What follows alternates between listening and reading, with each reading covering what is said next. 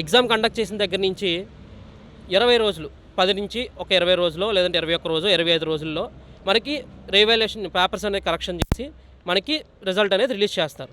కానీ కేవలం అంగు ఆర్భాటం కోసం మేము వారంలో చేసాం, 10 రోజుల్లో చేసాం అని చెప్పుకోవడం కోసమే మనకి తక్కువ సమయంలో విద్యాశాఖ మీద ప్రెజర్ అనేది పెట్టి మనకి ఈ రిజల్ట్స్ అనేది ఇవ్వడం జరిగింది.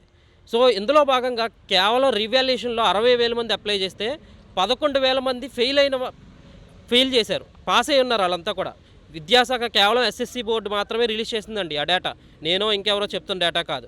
దాన్ని కూడా మళ్ళీ కప్పిపుచ్చే ప్రయత్నం ఏంటి అంటే, ఇంతకుముందు ఎప్పుడూ జరగలేదా ఇటువంటి తప్పు? ఇప్పుడే జరిగిందా?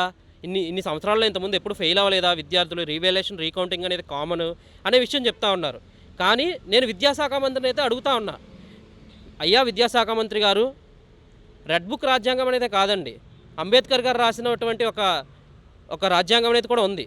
మీరు రాజకీయాల పరంగా రెడ్ బుక్ రాజ్యాంగం అమలు చేసినా, విద్యార్థుల పరంగానైనా కనీసం అంబేద్కర్ రాసినటువంటి రాజ్యాంగాన్ని అమలు చేయమని నేను కోరుతా ఉన్నాను ఈరోజు. సో ఇందులో నేను ఒక తప్పు జరిగింది, నేను ఒక నలుగురు టీచర్స్ని సస్పెండ్ చేశాను అని సింపుల్గా చెప్పేస్తూ ఉన్నారు. కానీ నేను సీఎం నారా చంద్రబాబు నాయుడు గారు అడుగుతా ఉన్నా, అయ్యా ముందు సస్పెండ్ చేయాల్సింది టీచర్స్నో విద్యాశాఖ వాళ్ళనో కాదండి, ముందు మీ కుమారుడైనటువంటి నారా లోకేష్ గారిని సస్పెండ్ చేయమని నేను అడుగుతా ఉన్నా. ఎందుకంటే 11,000 మంది జీవితాలండి, ఒకరు కాదు ఇద్దరు కాదండి. ఇప్పుడు వాళ్ళు కేవలం ఆ విద్యార్థులు ఫెయిల్ అవ్వడం వల్ల తర్వాత వచ్చేటువంటి ట్రిపుల్ ఐటీ ఎగ్జామ్స్ కానీ, ఏపీ మోడల్ స్కూల్స్ ఎగ్జామ్స్ కానీ అప్లై చేసుకోవడానికి వాళ్ళకి అవకాశం లేదు. సో అవకాశం కోల్పోయారు వాళ్ళంతా కూడా. సో కేవలం ఈ చర్య అంతా ఎందుకు చేశారు అంటే, నాకు సామాన్య ప్రజలకు ఎవరికైనా క్లియర్గా కనపడతా ఉందండి. ఏమని, విద్యార్థులు అనేవాళ్ళు ఫెయిల్ అయితే మా నారాయణ స్కూల్స్కి, శ్రీ చైతన్య స్కూల్స్కి వస్తారు, మా కాలేజీలకు వస్తారు, ఎక్కువ డబ్బులు కట్టి చదివేస్తారు. సో విద్యార్థిని ఫెయిల్ చేస్తేనే మాకు కూడా మంచిది అనే ధోరణిలోనే ఇదంతా నడుస్తుంది. ఇదంతా పక్కా ప్లాన్ ప్రకారం జరిగిన విషయం అండి.